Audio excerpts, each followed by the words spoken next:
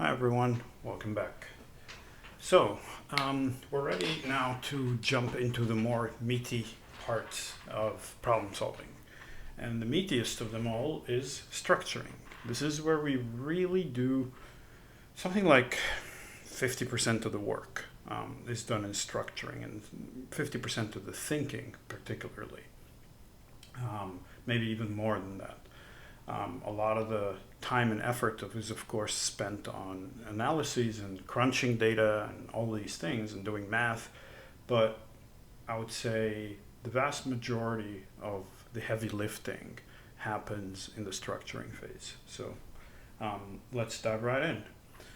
The structuring phase is all about asking the right questions to decompose a problem into pieces. And my favorite quote that speaks about this is one from Elon Musk.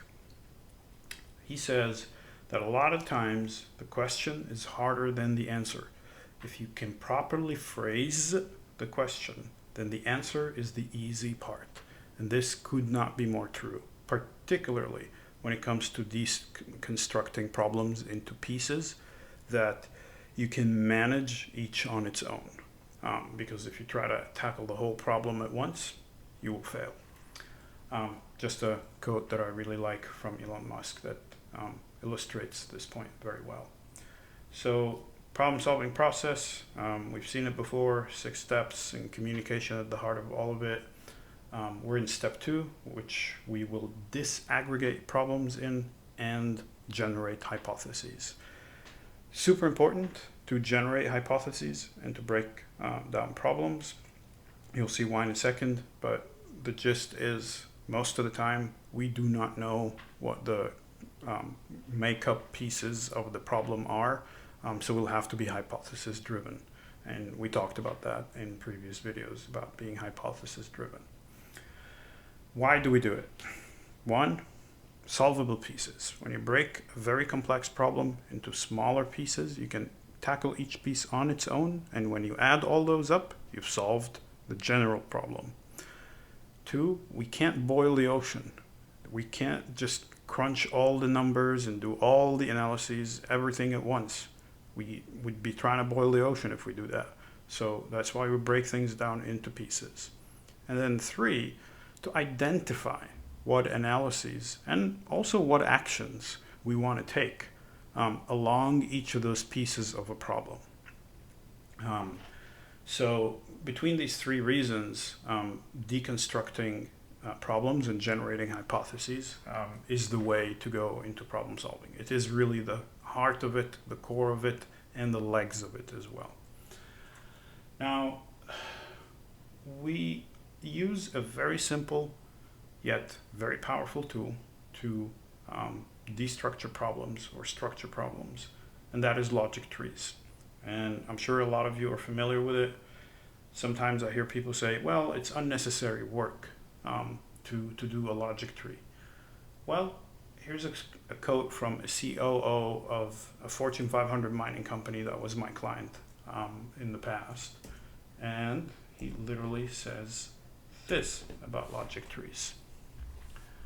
The next time someone tells you an issue tree is unnecessary work, tell them you are unnecessary work. It's a little much, but it's absolutely true that issue trees or logic trees, same thing, it's just different names, and we'll see the different types of them in a second, are very helpful. And even on the fly, again, we will be doing that in our heads, not necessarily on paper, even though on paper it's really, really helpful. Now, before we jump into the details, remember one thing: the purpose of these videos that are focused on what the process is to build your intuition so that you're able to do these things a lot faster. But it's totally fine if you use a pen and paper. In real life, you will use a pen and paper. In interviews, you can use a pen and paper. So please go ahead and do that as we go. And let's dive right in. So the tool we use is logic trees. And a logic tree, I'm sure some of you have seen that before, is basically a link between the overarching question. If you remember from the last video when we defined the problem, we had an overarching question, and the list of smaller, much more manageable questions that we can answer in order to answer that overarching question. The list of analyses or sub-issues, etc., these are the children of the basic question, of the overarching question. If we add them all up, the basic overarching question is answered. So that's sort of the overall view of what a logic tree is. The logic tree, you can think about it broken into 3 levels, right? And it could be 15, but like 3 conceptual levels. A first line of support, a second line of support, and evidence. The lines of support could be 20 or 30, that's totally fine.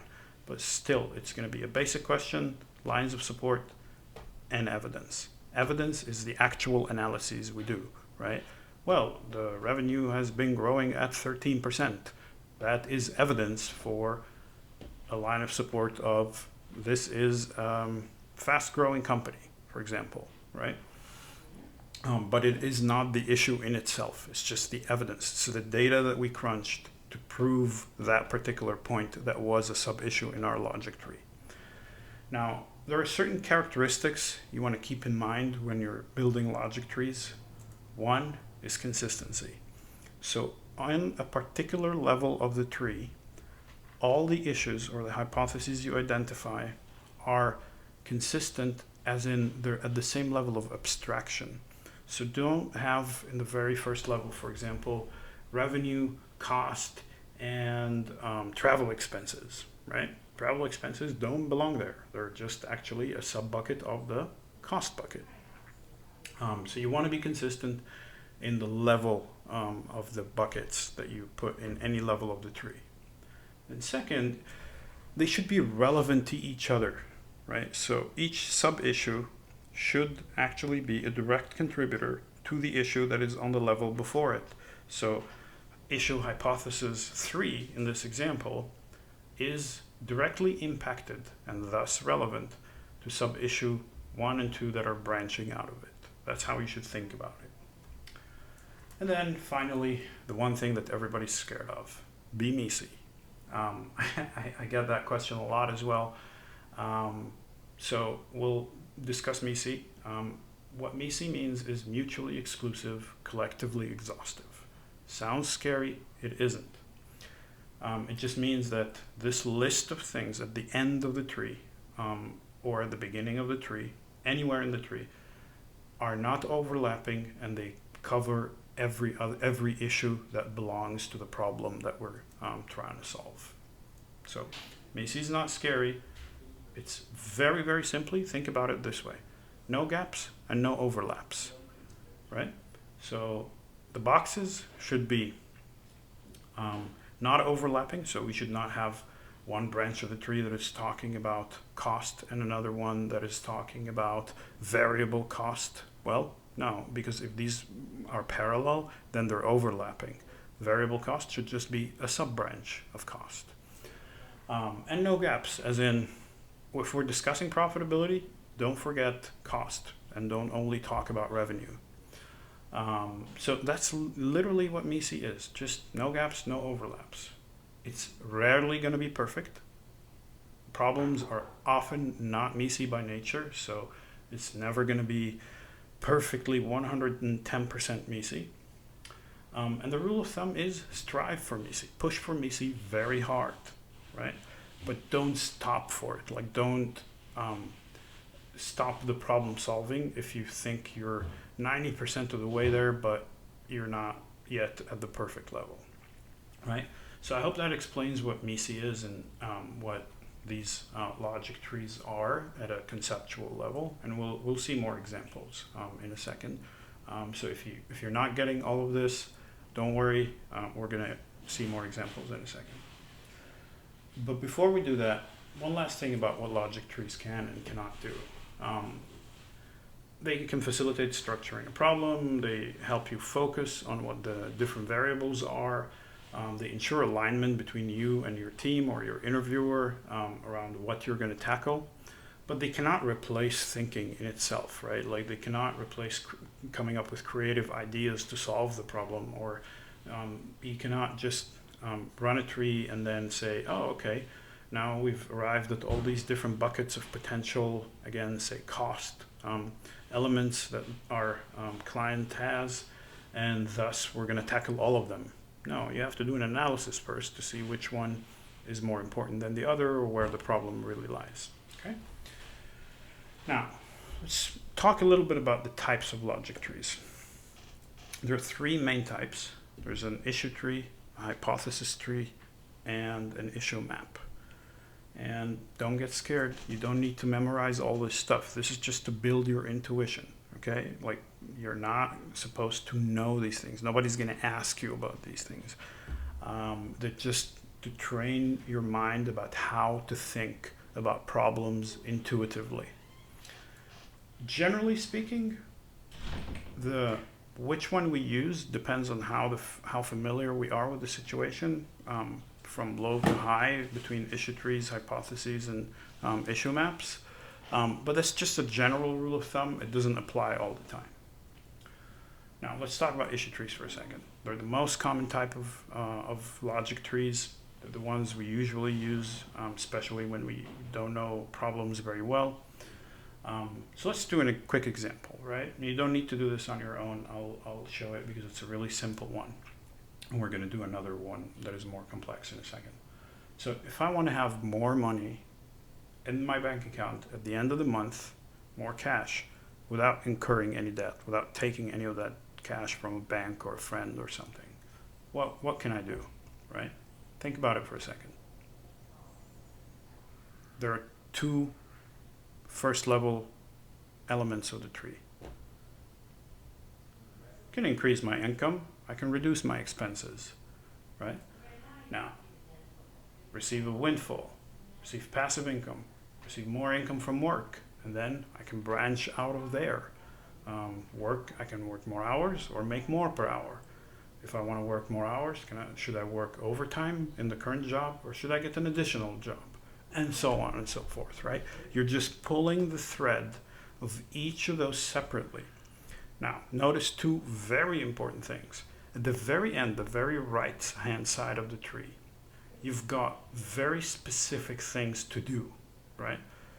Overtime, that's just very straightforward. I'm going to work more hours on the same job. It's actionable. I can just go and execute it.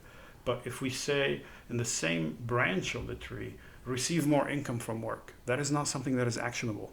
You can't just say, okay, I'm going to go now receive more income from work. No, you have to go all the way to the end of the tree on the right-hand side to become actionable. So that's the point. The beginning is logic. The end is very actionable things. Second thing to note in issue trees, everything we have here is a how. And we're going to see more in a second about what that means, but it's more of a how. And issue trees are either a how or a what. That's the best practice to think about them, right? Again, nobody's going to grade you on how you write them down. It's just a way for you to think about things, to make you think faster and much more crisply, right? Okay, so let's do an exercise and help me solve this problem. I have a client who's a law firm, and they're asking me if they should do more pro bono work, as in do some volunteer legal work for free. How would you think about this? That is the key question. How would you think about it in order to decide whether this is the right thing to do or not? Take a pause the video, think about it, try to break it down into a tree as much as you can, and then come back and resume the video. All right, welcome back. So let's break it down. We want to think about this in a MECE way, okay? Mutually exclusive, collectively exhaustive. Let's start with the collectively exhaustive first.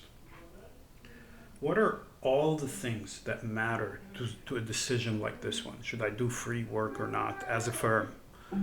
The first is financial, right? Because as a firm, I actually am in the business of making money, and doing free work is going to cost me money. So I want to make sure that it doesn't, bankrupt me, or understand how much it will cost, etc. And then the second thing is financial benefits. Do I get any financial benefits actually from doing free work? There might be things that are not very obvious at the very first level of thinking. And then the third is non-financial effects. So the first two were financial effects, cost and benefit. And then the third is non-financial effects. And we'll ignore the fourth one for a second. I'll come back to it in a second.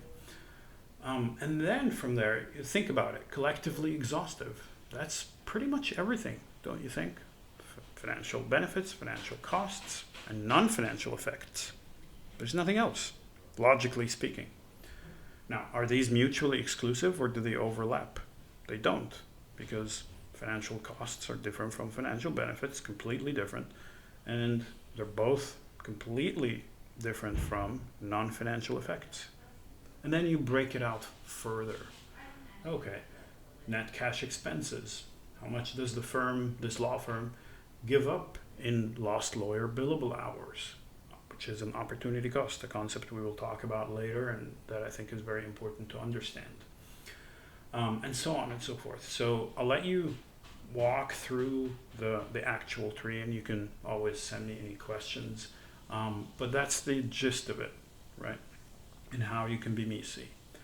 Now, before we forget, let's go back to that fourth bucket on the very left of the tree. What other factors should the firm consider? This is a trick that you always want to keep in your pocket. The other bucket. Because when you're dealing with complex problems, there's often going to be edge cases, exceptions that do not fit within any of the logical structures of the tree, right? So for example, here we're talking about financial and non-financial impact. But what about the impact to local communities, right? That is neither this nor that, because it's not actually an effect on the firm itself, right? Could there be other elements that we have not thought about for now, but we want to make sure our logical structure can adapt for it if we find out about it? There could be. And that's why you want to keep that other bucket. And in interviews, keep it. Like, say, other. Like when the interviewer asks you, what are the key things that you're going to think about in order to solve this particular case? And you start saying, oh, I'm going to talk about, I don't know, talent and capital and this and that. And potentially there might be other reasons. So I'll keep another bucket for other items that might come up down the road, even if you can't think of one in the moment, right? So it's a very important trick for MECE-ness, and it's very helpful. Now, look at here. MECE covers the whole solution space economically, right? And again, as we spoke during the problem definition video, economics is the very first place to start. Financial, economic reasons. It's actionable. Allows sequencing of discrete analysis that you can do, right? What are travel costs? That's a question you can go out, pull the data for, and answer right away. But you can't answer what are financial costs right away. You will have to break it down into other things. But travel costs, you can just pull that from an Excel sheet, right? And finally, like we said before, logical and hierarchical. Each part belongs as a sub-element of the part to its left. And of course, we talked about clear and consistent. But let me reiterate that again really quickly. With issue trees, to make things easier for yourself, this is not for aesthetic value. Nobody's going to look whether you wrote a how and a what or not, but just for yourself. Force yourself, just a forcing function to train your mind to ensure that the very right side of the tree is composed of actionable things. You want to start with the very left side and the middle with what's and how's. Force yourself to write it as a sentence, because that will crystallize your thinking and make sure that you don't miss any gaps. If you want to know how to be MECE, start with what's and how's and write them as full sentences. You'll find that this is a forcing function for your brain to make sure that you don't miss anything and you don't overlap things. Okay? Cool. So that was issue trees. Put very simply. Now let's talk about hypothesis trees. And they are my favorite, my personal favorite, because they help you in cases of ambiguity. So for hypotheses, we generate a hypothesis, right? Let's say we can become profitable in 24 months, right? And then we say, okay, what are the arguments that if as a group they are true, they are sufficient to make that hypothesis also true? You see what I mean? So, and to disprove it, which is actually more common than proving it, you want arguments that each on its own is necessary for the hypothesis, so that if one is not true, the hypothesis itself is also not true. Okay? And again, this is not an academic thing. This is just for you to start like training your thinking. Nobody's going to look at that. Just use these techniques to help shape your thinking in a quick and effective way, right? And we're going to see examples, and it's going to be a lot clearer in a second. Now, let's do a quick one. Let's do a hypothesis-driven tree. So we're a PE fund, private equity fund. That's a fund that buys companies, turns them around, and sells them for a profit. And we have a hypothesis. We say, our PE fund should acquire a travel agency whose returns are not very attractive now. Sounds counterintuitive, right? But that's essentially what private equity does. It acquires a lot of stuff that is not necessarily very attractive now, but that they can make become attractive in terms of returns on the capital invested.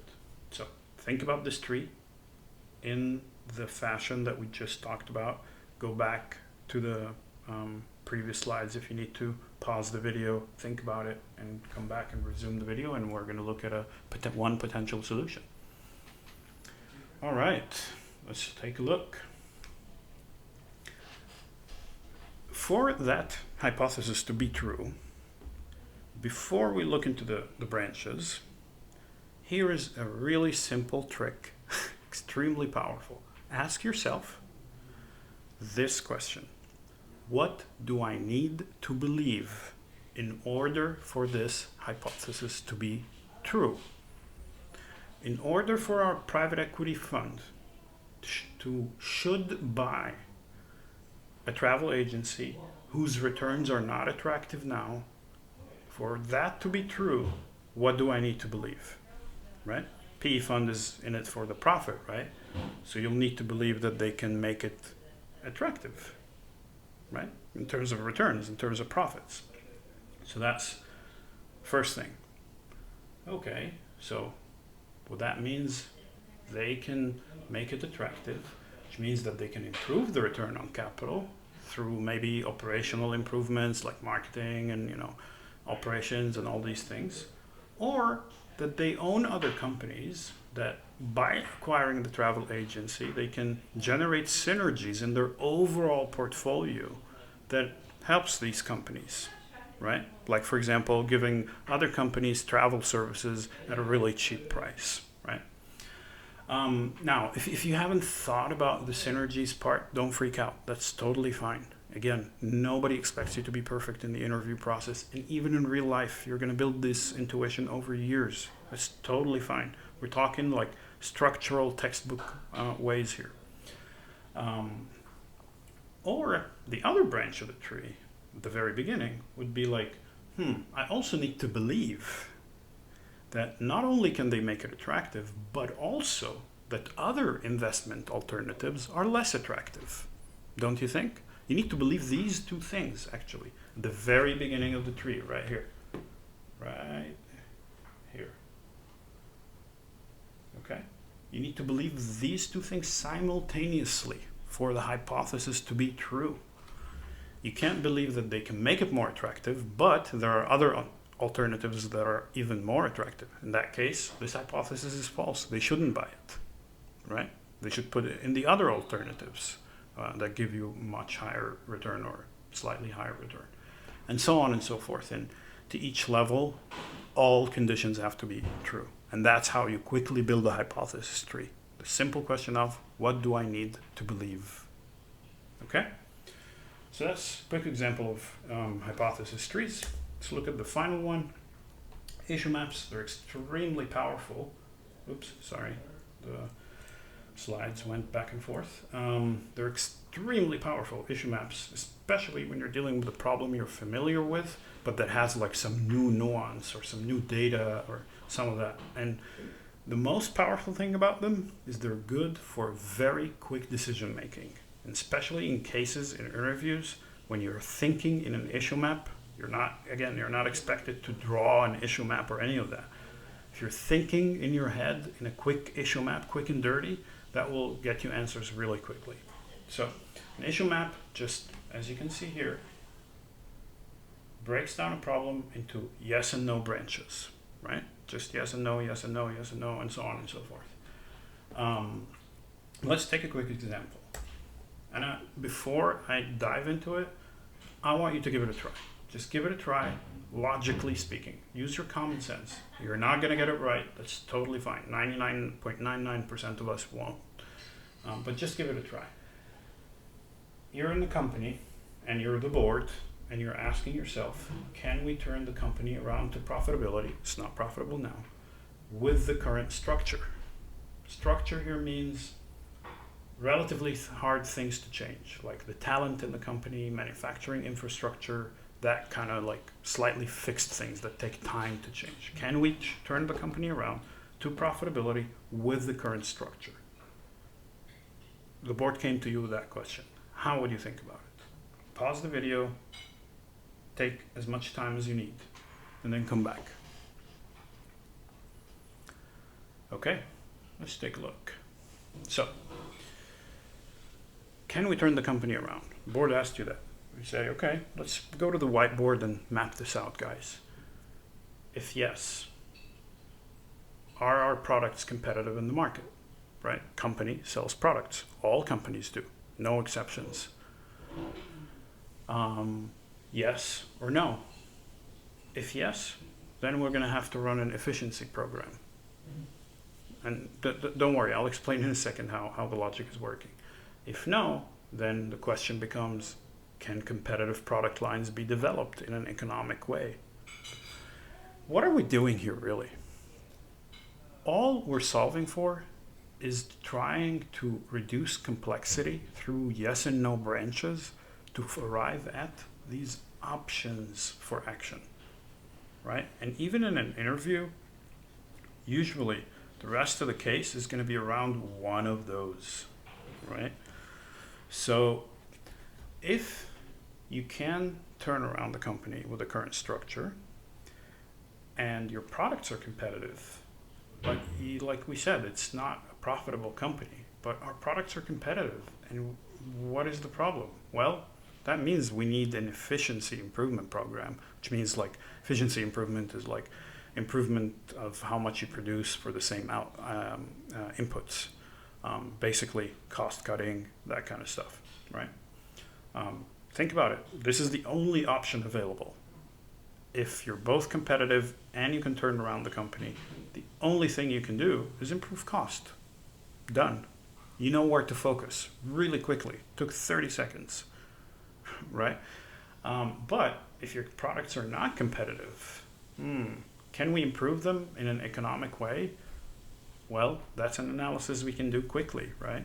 Well, if we introduce, for example, better packaging or better ingredients if it's a food company or something, that's going to make our costs skyrocket, and given that we're not changing the price, then it's not economic. We're going to start losing money. No, we can't. Then you're back to efficiency improvement program. And a quick note here. I deliberately wanted 2 efficiency improvement programs as the very last end of the tree. And I highlighted them in gray for that specific reason.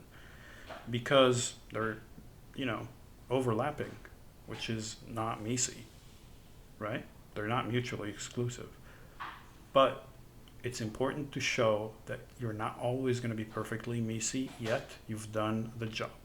Okay? Sometimes this is going to happen because sometimes logically two different roads are going to lead to a similar destination. Okay? So that is, logic trees put very, very simply. Very quick overview. So, issue trees, hypothesis trees, and issue maps, which are yes and no, branching in and out to rapidly arrive at the list of potential actions. Now, you could be wondering, that's all great, but I get stuck on where to start in the first place. What do? Here's a quick cheat sheet. Start with the economics. When you're thinking, right? Start with profit, revenue, cost, these things. We're solving for business cases, and these are what every business is after all. So start there, and then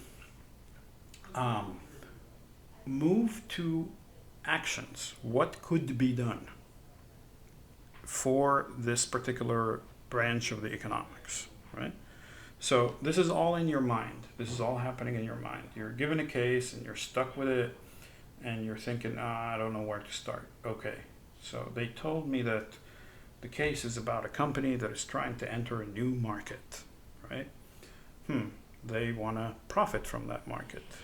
Okay, profit is revenue and cost, and let's ignore cost for a second because it's a new market, so we're going to get to cost, but afterwards, so probably revenue makes more sense to understand first. In the first place, is this a market where we can even generate revenue regardless of the cost? Okay, then actions could be, exporting to that new market, partnering with someone local to distribute our products, or perhaps, going into that market with a factory of our own, right? These are probably the three options that are out there. Actions based on economics, right? Think about the profit motive, which is economics, and then what could be done. And then finally, and this can be really powerful, in the case or in real life, sanity check your thinking, like make sure that your thinking is tight using the stakeholders' incentives. If you're given a case where they're telling you, our client is the CEO and he's got some heat from the board about their profitability, think about, okay, is there anything I'm missing that the CEO would care about in this situation, even if it's not immediately obvious in the theoretical economics and actions that we can do, right? Like, I don't know, something that is more of an immediate term action rather than a long-term solution that I haven't thought about. So use that to sanity check your thinking by thinking about the stakeholders' personal or not personal, but individual incentives, whether these are individuals or persons or other companies or regulators or something like that. Okay, so very quick way to push your thinking on structuring problems. Another thing, and I get that a lot. Okay, dude, any tricks to help? Yes, very quickly. Stay flexibly top down, as in start with the overarching question, right, that we defined in the problem definition. Go down from it into what branches out of it, or what components make it up, or what hypotheses need to be true in order for that overarching question to be true. But also be flexible, that you can sometimes brainstorm a laundry list of different things and then try to bucket them to come up with the very beginning of the tree or the second level of the tree. That also works, right? Sometimes this is your only option, or at least this is your faster option. So keep that in mind. Don't feel like this is like some academic rigor thing that you have to follow. You don't, right? You can be flexible. Now, a quick trick. I said it before. What do we need to believe? Ask yourself that, especially if you're generating hypotheses. And then finally, we're gonna see an example of that in a second. Ask yourself, does it start as a formula, right? If it's an investment decision or a go-to-market situation, that's precisely, or not precisely, but very commonly the case. And instead of walking through these bullet points we have on the slide, I'm going to show you an example. Let's dive into the GM case. I hope you've already tried to look at it. What I would suggest is pause the video now, go and try to build an issue tree or a hypothesis tree, or whatever you prefer, for the GM case that we have. We're using it as a simple example. Come back, and we're gonna look at a textbook solution, and it'll show us something when it comes to that. Does it start as a formula, I think. Okay, I'll wait for you here. All right, GM. They are in 2015, and they're trying to figure out whether they should get into electric vehicles, how much they should invest, and at what pace. That's what we defined last time. Here's a textbook answer for the logic tree for GM. And right here, we're using an issue tree. So, a few things to note. One, what at the very beginning, right? And the only reason the rest of the tree is not written in full sentences, like level 3 and level 4, is just to serve space because, safe space, because the slide wouldn't have taken all of this. But at least the first 2 levels are written in full sentences. That helps you really crystallize your thinking. Now, about the point I was talking about formulas. This is a really good example because what we're trying to do here is decide on an investment. Should we invest in electric vehicles? Yes or no? And if we do, what should it look like and at what pace? So this, when you think about investments, what do you think is the key thing? Return, right? We all invest in order to get a return. So do companies. So in the case of return, it's really a simple formula, right? It's return divided by capital invested gives you a percentage, and based on that percentage, you decide, is this attractive or not, right? So that sort of gives you a clue that when I structure my thinking in front of the interviewer or in front of my client, if I'm working in real life, I should start at a mathematical point and then branch out the logic into more qualitative things from there. So in this case, we said, okay, what is the size of the profit pool from electric vehicles going to be like? And profit pool means the entire market's profit, right? And then multiply that by what share of profit can GM attain. They're not going to take the whole market, but let's assume we know for a second, just for simplicity, the entire market is going to be profiting about $1 billion in 2025. And GM can get a share of 10%. So that's $100 million right there. And if you divide that by what the upfront costs will be, and let's assume those were $500 million, that's a 20% return. Okay. That's annually 20% return. That's not bad. That's a pretty good investment, right? Again, we're making a massive leap that we can get all these numbers accurately. But logically, that's the structure. Now, you can even see it in the next level at the very top, right here. Same thing applies. What will the market value be for electric vehicles times what will the gross margin be, right? So total market sales and what the gross margin is. Oh, it's 15% on, say, I don't know, we said 10 billion or something.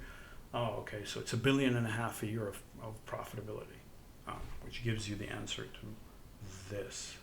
And then when you multiply it here, you get this. When you divide it by this, you get, this guy right here. And then you push it, right? One quick note here. Look at here, this part. You're going to find this in the general cheat sheets. I'll include at the end of the course, written in a more structured way, but very, very quickly, just FYI. It's one of my favorite frameworks to think about structuring problems, especially in case interviews. Assets, skills, relationships, right? These are usually covering, 70 to 80% of the potential inputs into a problem, if it's a company. what assets like technology or intellectual property or infrastructure, any of those things that I need. What skills do I need? Talent is super important, right? And then what relationships do I need? Because do I need distribution? Do I need marketing? Do I need all these things require relationships, right? So just a quick nugget here. This is a really simple framework if you get lost around the more practical part of structuring problems in cases, assets, skills, and relationships. Just a mental model for you to quickly deduce problems. Now, we continued the top part here on the next page. I'm just going to quickly show it. This just to show it again, right here. This is the market sizing, right? So overall revenue of the entire market in 2025, and then we multiply and divide, etc., to arrive at the GM. But because of the space on the slide, we're going to blow the market sizing on its own slide right here. And you can do market sizing in 100 different ways. This is just one potential way, right? In terms of difference between purchasing decisions and then willingness to pay and what the economic environment is going to be like, right? So this is just one way to think about it. If you haven't thought about this, you're actually totally fine. Market sizing can go in 100 different ways and they're all acceptable. We're going to talk about what willingness to pay is relatively soon. Again, in the business concepts and in the remainder of the course. It's one of those concepts that you should just have a quick intuition for. I call them, 1 minute concepts. Just understand what it is, and that's all you need to know. We'll get there later. We won't get into it right now. Anyway, that was structuring problems and using logic trees to do that. Feel free to go back, look at the trees, try to practice them, try to understand what's going on. Feel free to reach out to me with any questions, and I will see you in the next video. Thank you.